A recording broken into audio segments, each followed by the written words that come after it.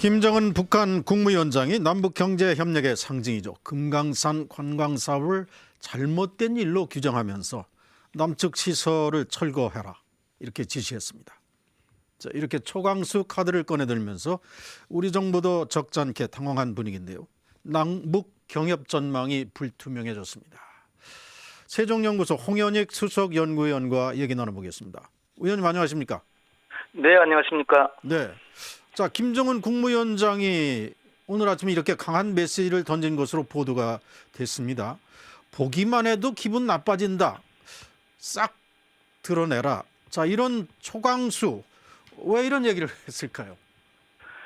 네, 우리 정부에 대해서 이제 많이 실망한 것 같습니다. 네. 그러니까 금강산 관광을 보면 이게 자기네의 영토 일부를 내주고 우리한테 이제 위탁 경영을 맡겼는데 사실 이명박 정부 초기에 박광자 씨 그 살해 사건 때문에 우리 정부로서도 사람을 보호하는 게 더 중요하니까 일단 남북 경협을 하고는 싶어도 이게 안전 대책이 확실히 되지 않고 또 사과도 하지 않으면 못하겠다. 그래서 했던 게 2008년입니다 벌써. 네. 그래서 10년 이상 정치돼 왔고요. 네. 그러니까 김정은 위원장은 북한의 하여튼 영토잖아요, 거기가. 네. 그러니까 거기 가보니까 한국하고 경협이라고 하는 게 결국 이 땅을 망쳐놓은 것밖에 안 된다.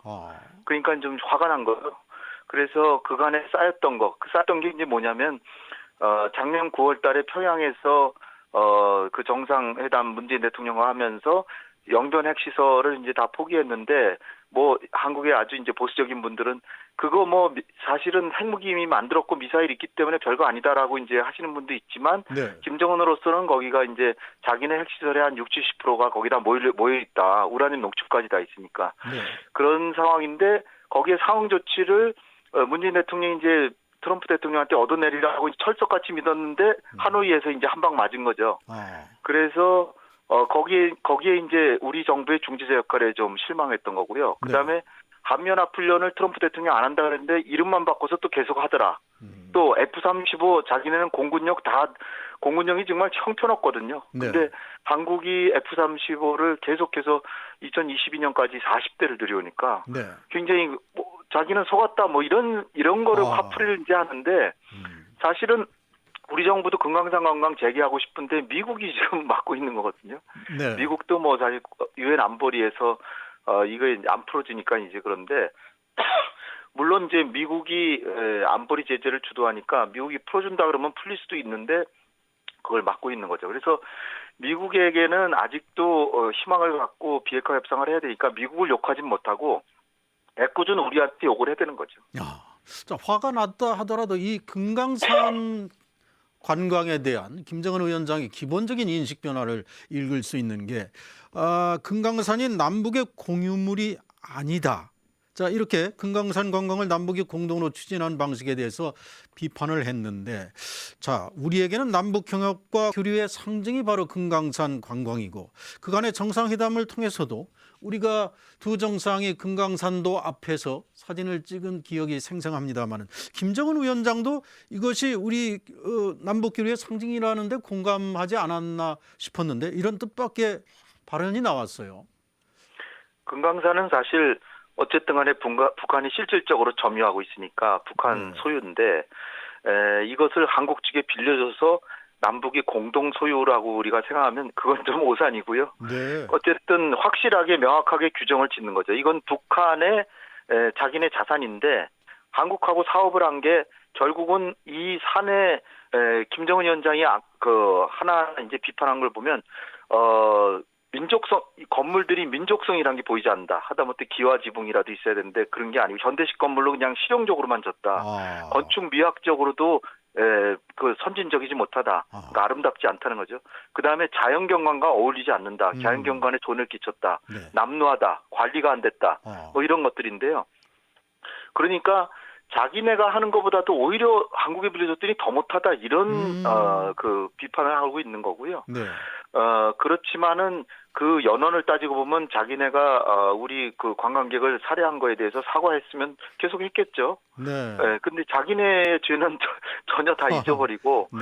그리고 이제 또 이 관광 자체는 우리 정부가 얼마나 제기하고 싶어 합니까? 네.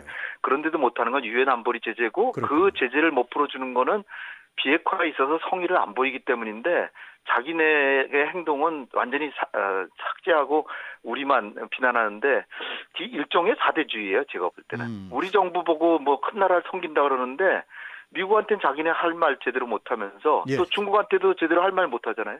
그렇군요. 그러면서 우리한테만 그러는데 이게 어떻게 보면 최선희도 데려가고 그런 거 보면 미국에 대한 메시지를 우리한테 보내는 것일 수도 있습니다. 그렇군요. 자, 지금 뭐 공동 소유가 아니다 이렇게 이제 얘기를 하는데 그런데 현대아산으로서는 참 이런 말을 들으면 억울할 수도 있겠습니다. 현대아산이 금강산 남측 시설을 위해서 정말 수천억을 들여서 투자하고 투입하고 또 리모델링을 하고 지금 북한 측이 주장하는 우리 측 남측 시설이라는 게 구체적으로 어떤 것들일까요? 예, 먼저 그 현대아산은 온정각, 온천빌리지, 금강빌리지 이런 거 갖고 있고요. 네. 우리 정부 자산으로는 이산가족 면에서 이거 현대식 건물로 굉장히 고층 건물로 져서 이산가족 상봉도 몇 차례 하긴 했죠. 네. 근데 이건 우리 정부 자산이고요. 그다음에 한국관광공사 자산이 있습니다. 금강산 온천 문화회관 온정각 면세점. 그리고 이제 북한 거지만 현대아산이 임차 사용권을 갖고 있는 게 금강산 호텔, 외금강 호텔, 그 금강원 식당 이런 거는 북한 자산이지만 현대아산이 리모델링을 해서 임차 사용권을 갖고 있고 네. 그러니까 금강산 호텔, 외금강 호텔, 금강원 이거는 북측 자산이니까 건드리지 않을 것 같고요. 네. 나머지에 대해서는 건드릴 수도 있는데 이산가족 면에서 같은 건 굉장히 신식으로 잘 져가지고 이런 건 건드리지 않을 것 같고요. 네. 아마 나머지 뭐 온천 시설 뭐 이런 걸 조금 자기네가 좀 손봐가지고 자기네가 그냥 아예 소유해 버린다든지 네. 온정각이라든지 또 뭐 횟집이라든지 뭐 이런 거 얘기하는 게 아닌가 이렇게 싶습니다. 그리고 중요한 거는 이 보기만 해도 기분이 나빠지는 너절한 남측 자산 뭐 이렇게 했는데요. 네. 남측 시설 여기서 보기만 해도 기분이 나쁜 게 남측 남한이 있기 때문에 기분이 나쁜 건지 너절하니까 기분이 나쁜 건지 여기에 그거 좀 분명하게 좀 알았으면 좋겠는데 네. 이게 그 낙후되고 모양새가 안 좋아서 기분이 나빠졌다고 하면 남북 관계 자체를 훼손하고 싶은 생각은 조금 크지 않을 수도 있습니다. 왜냐하면 우리 그렇군요. 당국하고 또 상의해보라고까지 했잖아요. 그렇죠. 만약에 남북 관계 싹 끊으려면 그냥 다 철거해버려라 그럴 텐데 남한의 관련 당국하고 상의를 해서 해라 그러는 거는 지금 현 상태가 너무나 이대로는 안 되니까 남한하고 이 부분에 대화를 해봐라 이런 메시지일 수도 있어요. 그러니까 최후 통첩일 수도 있지만 이것이 협상을 좀 하자는 메시지일 수도 있다. 이렇게 그렇죠. 봐야 상당히 비난하고 한국이 좀 더 미국에 대해서 좀 더 제재를 풀어서 빨리 이거 재개하지 않으면 모종의 험한 조치를 할 수 있다고도 하지만 네. 그러면서 대화를 해보라 그러고 하니까 알겠습니다. 우리 정부에서도 그 메시지를 정확히 판단하려고 지금 검토 중인 것 같습니다. 자, 북한 측의 얘기에 여러 가지 복선이 깔려 있다 하더라도 이런 부분은 참 이례적이라고 보여지는 게 대남 의존 정책을 비난했습니다. 금강산 관광 사업과 관련해서 그러면서 선대 정책이 잘못된 것이라는 말까지 했는데 이것이 결국은 아버지 김정일 위원장을 비판한 것일 수도 있는데 이게 그동안 이게 가능했던 말일까요? 맞습니다. 이게 다른 사회주의 국가에서는 새로운 지도자가 전임 지도자들을 많이 비난하긴 했습니다. 소련 같은 데는 늘상 전임 지도자 비난하면서 자기의 권위를 세우고 했는데 그런데 소련이나 중국 같은 데는 혈연 관계가 전혀 없잖아요. 그런데 김정은은 자기 아버지 할아버지인데 그러니까 아버지를 비난한 셈입니다. 아버지가 남한하고 금강산 관광을 했는데 이게 잘못됐다. 근데 관광 사업을 한 게 잘못된 게 아니라 관광 사업을 해서 땅을 빌려주고 남한이 하도록 그냥 내버려두고 방관했다는 게 잘못됐다는 거죠. 그러니까 아주 안이한 관료주의를 일단 비판한 거고요. 또 하나는 이제 자기는 할아버지하고 주로 이제 같이 이미지 메이킹 자기 이미지를 만들어 왔거든요. 그러니까 아버지에 대해서는 자기가 3년상 치르면서 조금 독자적인 행보를 했어요. 이를테면 아버지가 선군 정치를 했는데 지금 북한의 군은 상당히 외롭습니다. 군보다는 오히려 당을 중심으로 정치를 해왔고요. 그다음에 이제 새로운 그 인센티브 도입 이런 것도 김정일은 하지 않았던 걸 이제 하고 있고, 그래서 자기가 이제 집권한 지도 거의 뭐 8, 9년 이렇게 돼 가니까 자기 이미지를 내세우긴 하지만 그러나 좀 이례적인 게 너무나도 답답하니까 아무리 아버지가 한 거지만 자기는 이제 새로운 걸 가야 된다라고 하는 측면에서 비판한 게 아닌가. 네. 자기도 속으로는 씁쓸할 거라고 좀 봅니다. 그런데 일각에서는 선대를 비판할 정도로 그만큼 김정은 위원장의 자신감 뭐 이런 걸 드러냈던 해석도 있고, 또 북한이 앞으로 정말로 이건 정부가 잘 읽어야 될 부분인데 주도적으로 이 관광 사업을 이끌어가는 게 아닌가. 특히 중국 측의 관광객을 대거 유입해서 뭐 최근에 시진핑 주석이 뭐 그런 뭐 몇백만 명을 보내겠다는 약속을 했다는 얘기도 들리고요. 어떻게 읽어야 될까요, 정말? 네. 들리는 얘기로는 지금 중국에서 북한으로 매일같이 그냥 수많은 사람들이 관광차 들어가는데요. 네네.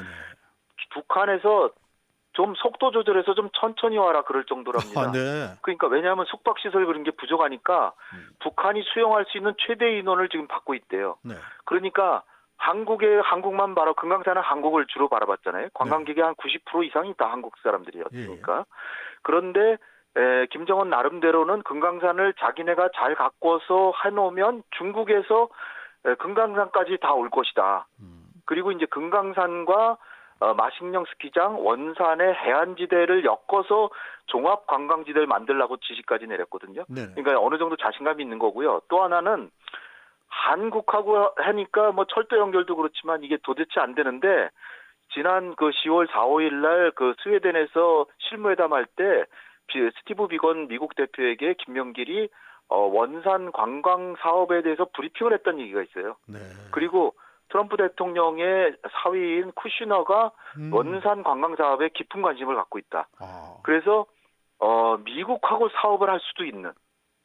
그러니까 사실 북핵 문제가 풀려도 남북 간의 금강산과 개성이 바로 풀려야 되는데 오히려 중국 관광객이나 미국하고 뭐 해를 가능성도 보면서 김정은이 이 보관을 깔면서 이런 정책을 하는 게 아닌가 이렇게 생각이 됩니다. 최근에 트럼프 대통령이 북한 김정은 위원장과 연락하고 있다. 그러면서 최근에 아주 흥미로운 제안을 받은 바 있다 얘기한 게 혹시 이거 아닌가요? 모르겠네요. 그거일 가능성도 충분히 있고요. 예. 뭐 자기네 자원을 좀 미국이 가져가라. 거꾸로. 네. 왜냐하면은 김정은은 나름의 포르트폴리오 하는 거죠. 이 과거에 김일성이나 김정일이 중국과 소련 간의 등거리 정책을 했다면 지금 김정은은 중국하고 미국 간의 등거리 정책을 할 수도 있다라는 생각을 할 수도 있습니다. 네. 과거에 김계관 같은 경우도 미국을 방문해서 우리가 미국하고 친구가 돼서 너네가 제일 지금 경쟁자로 생각하는 중국을 우리가 오히려 견제해주겠다. 그러면은 우리가 핵을 가지는 것도 나쁜 게 아니지 않느냐 이렇게까지 얘기를 했거든요. 네. 그건 이제 김정은의 꿈일지 모르지만 어쨌든 북한이 그 등거리 정책의 수완이 좋기 때문에 여러 가지 상상력을 펼칠 수도 있지 않나. 네. 김정은이 새로운 길을 갈 수 있다는 게 혹시 그런 것일 수도 있다 이렇게 보입니다. 자, 문재인 대통령이 어제 시정연설을 통해서 평화 경제를 역설한 지 하루 만에 사실상 일격을 당한 꼴일 수도 있는데, 자, 우리 정부 이거 잘 읽어야 되겠습니다. 어떻게 대응해야 될까요? 예, 우리 뭐 통일부 장관도 고민이 많고 네. 뭐 청와대 NSC도 고민이 많은데요. 모든 것이 지금 북핵 문제가 딱 정색돼 있으니까 거기서부터 안 풀렸거든요. 네. 근데 이제 공은 사실 트럼프 대통령한테 가 있습니다. 김정은은 협상에서 배수진을 쳤고 비핵화를 어느 정도는 하겠지만 한몫에 다는 못하고 일부를 하지만 트럼프가 국내에서 설명할 수 있을 정도는 해주겠다. 그러나 거기에 상응 조치를 북한이 만족할 수 있을 만한 수준을 주지 않으면 못하겠다. 네. 그중에는 개성공단 금강산 관광 재개도 들어있는 것 같고요.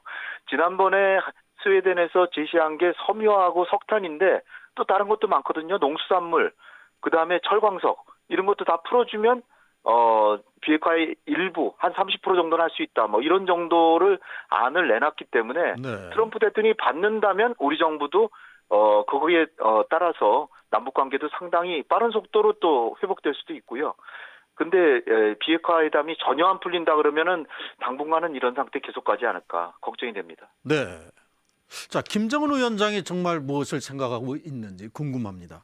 최근에 백두산에 백마를 타고 올라간 장면, 뭐 이런 경우는 중대한 결심을 뭐 눈앞에 두고 있다, 뭐 이런 해석도 있었는데 앞으로 김정은 위원장이 어떤 방향으로 나올 것 같습니까?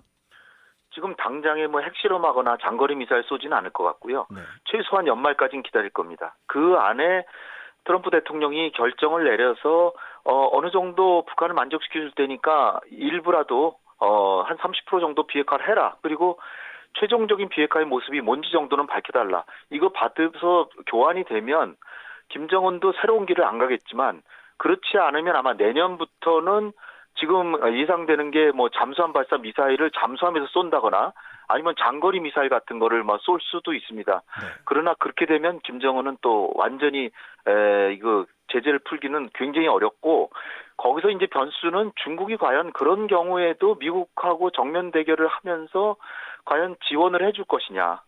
그것이 이제 우리가 북핵 문제 풀 때 북미 관계만 봐야 되는 게 아니라 북중 관계도 봐야 되고 그러면 또 덩달아서 한중 관계나 한미 관계도 이거 봐야 되는데 네. 제가 볼 때는 트럼프 대통령이 조금 지금은 아직은 때가 아니지만 연말이나 내년 초에 가면은 비핵화의 부분 타결을 하는 3차 또는 4차 판문점 정상회담을 3차로 보면 4차 정상회담을 할 수도 있다.